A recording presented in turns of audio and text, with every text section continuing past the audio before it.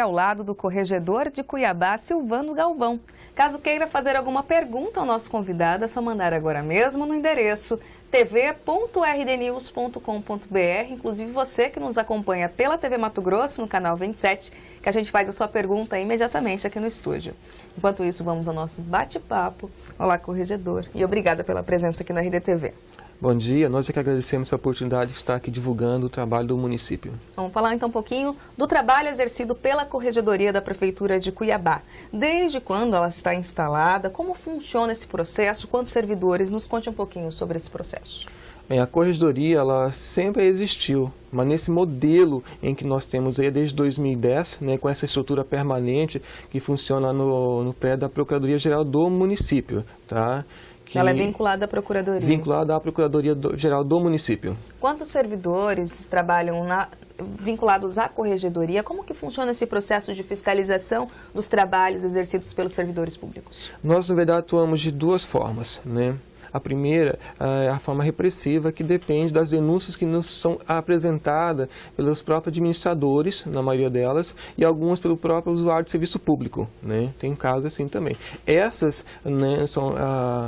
A partir dessas denúncias, instalam-se procedimentos, sindicância, quando não se sabe quem é o autor, ou procedimento disciplinar administrativo, quando já se sabe quem é o eventual autor, para se investigar os fatos. Essa é uma parte repressiva, que atua. E lá, para atender essa demanda, nós temos 4 servidores que atuam de forma permanente na parte administrativa. Registram essas denúncias. Isso, para registro, para comunicar ao servidor que existe um procedimento em favor dele, para que ele venha se defender, enfim. Para dar prosseguimento a esse trabalho de investigação, aí trabalha-se com a comissão disciplinar. Essa comissão disciplinar, na verdade, ela vai se subdividindo. Cada pasta tem a sua própria comissão, certo? Se tem lá uma investigação no servidor que está lotado na fazenda, lá vai ter uma comissão que vai atuar nesta secretaria. E assim, em relação às demais. Essa comissão, no entanto, tem 2 membros permanentes, que no caso sou eu enquanto corregedor, mais a doutora Patrícia, a procuradora lotada na PGM. Tá? Aí, o fato de ter servidores de cada pasta dá mais autonomia e até isenção, uma vez que cada funcionário sabe exatamente quais são as atribuições da pasta. Isso permite-nos um acesso maior ao dia a dia, ao fato em si, de como acontece, a contextualização de eventual infração. A pessoa que queira fazer uma denúncia contra um servidor público, qual é a medida que ela deve adotar, corregedor?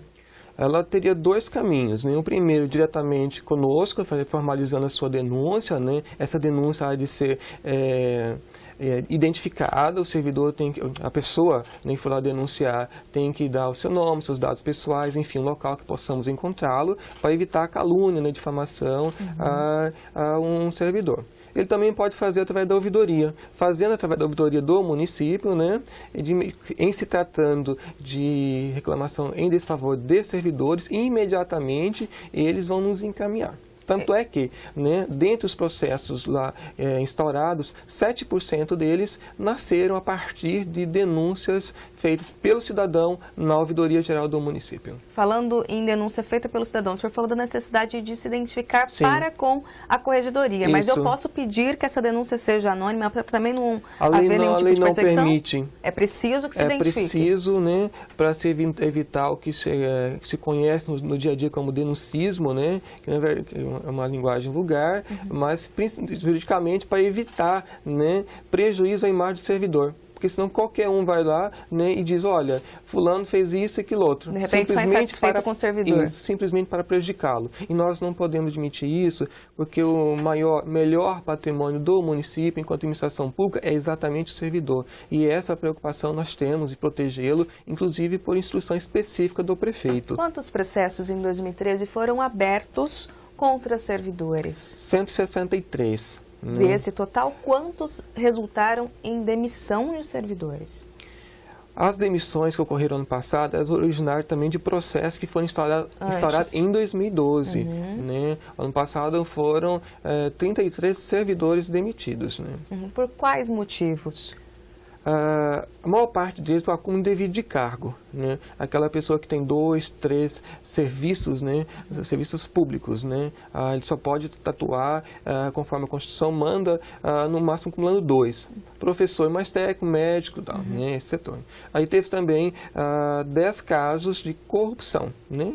Mais um de abuso a menor. O caso de corrupção, em específico, foi relacionado à Operação Impostor. Isso. Foi isso. Então, foi crime contra a administração tributária, que teve aquele problema da delegacia fazendária. Também. Ali foram 2 linhas, né? Crimes contra a ordem tributária, que na esfera penal continua sendo investigado, e também concussão, né? Que é ali o favorecimento, né? No andamento processual. Na verdade, o servidor, né, encaminhava o processo se recebesse, né, para tanto. Quais foram as pastas que mais tiveram problemas com servidores, corregedor? Nós, no montante, temos mais processos instaurados em relação à pasta de saúde, né, e após a educação. São as duas Por que o senhor acha que ocorre isso? É por causa da duplicidade, por exemplo, de cargos, de funções? A duplicidade de cargos foram todos relacionados com a educação. Tá? Na saúde também nós temos esses problemas que estão sendo investigados, mas aí também principalmente pela quantidade de servidores. Né? Essas duas pastas, se eu não me engano, elas sozinhas têm 11 a 12 mil servidores. É lógico, aí pode ter tem uma demanda maior. Então, percentualmente, talvez isso não tenha tanta diferença. Logo que o prefeito Mauro Mendes assumiu a prefeitura de Cuiabá, ele prometeu fazer uma varredura mesmo na questão dos servidores, Sim. Especialmente na identificação de funcionários fantasmas e aqueles comissionados que estavam só naturalmente vinculados politicamente ao cargo e não pelo cargo em si. Isso também tem acontecido dentro da corregedoria? Vocês têm trabalhado nesse sentido de fiscalizar quem de fato está trabalhando? Sim. O prefeito Mauro Mendes foi enfático nisso, que ele chama de choque de gestão, no sentido de melhorar não só a qualidade do serviço público, mas demonstrar isso à população como um todo. Né? O servidor fantasma, para nós lá, ele chega com outro nome em termos de infração, é chamado abandono de cargo, que é aquele, né, que não comparece para trabalhar.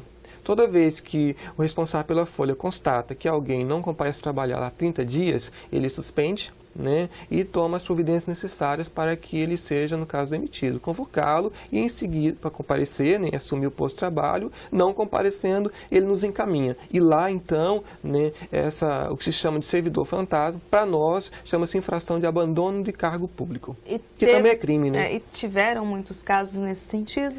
Tem vários casos tramitando.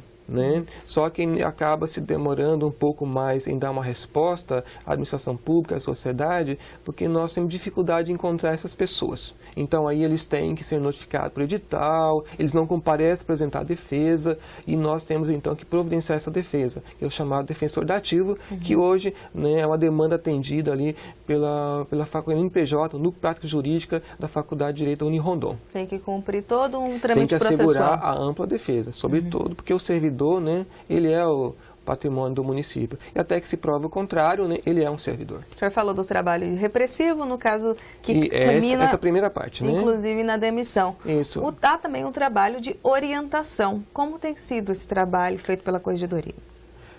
O ano passado, março e abril, né, nós fizemos uma divulgação, né, dos trabalhos da corregedoria no âmbito da administração pública, dentro do contexto do workshop Transparência. Né? E ali nós mostramos como que a corregedoria atuava, né, quais eram os seus procedimentos e como que poderia ser feitas as denúncias e como que o servidor ali eventualmente seria investigado.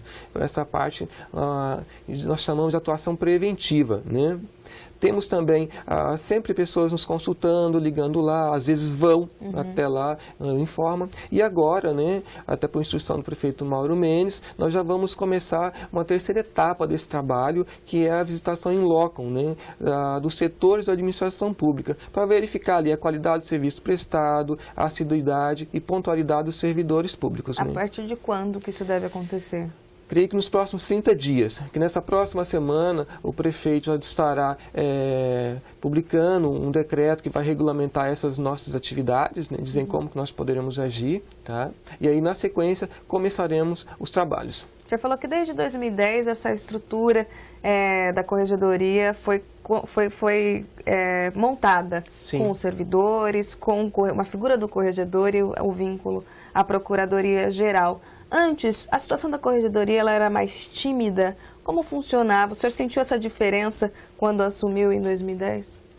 Antes, na verdade, funcionava por uma lei anterior, numa forma anterior. Tinha já esse mecanismo, né, para investigar a atuação do servidor, né?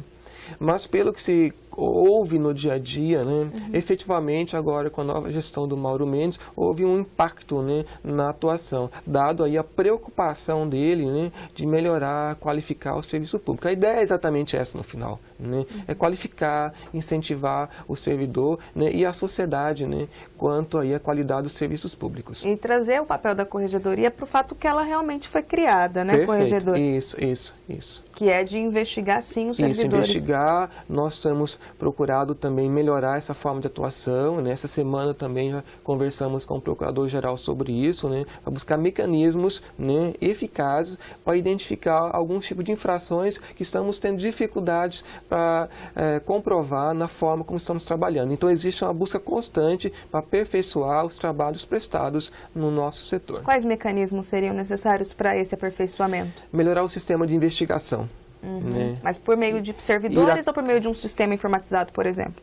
Isso nós vamos buscar todas as alternativas possíveis, especialmente indo a campo, né? De forma diferenciada. Há orçamento para garantir investimentos na Corregedoria ou ainda está Não, restrito? Nesses casos nós contamos muito com a parceria dos demais órgãos, né? Com a seção de funcionários. Aliás, para que ela funcione é necessária a participação dos demais órgãos, das secretarias como um todo, né? Que entram como nossos parceiros. Por quê? Nós não temos estrutura para ir sempre atrás do servidor, para chamá-lo para comparecer, para se defender, ou dizer que olha, vai acontecer aqui um ato, tu tem que presenciar, né? E isso quem faz são as secretarias. Nós mandamos o pedido para os secretários e eles providenciam. Então, essa nova fase que queremos implantar também depende da parceria com outro setor de administração pública. Tá certo, então, Corregedora. Obrigada pela presença aqui na RDTV. Nós agradecemos a oportunidade que está divulgando os trabalhos, né? Estamos à disposição de todos, né, da sociedade para melhorar a administração pública. Obrigada.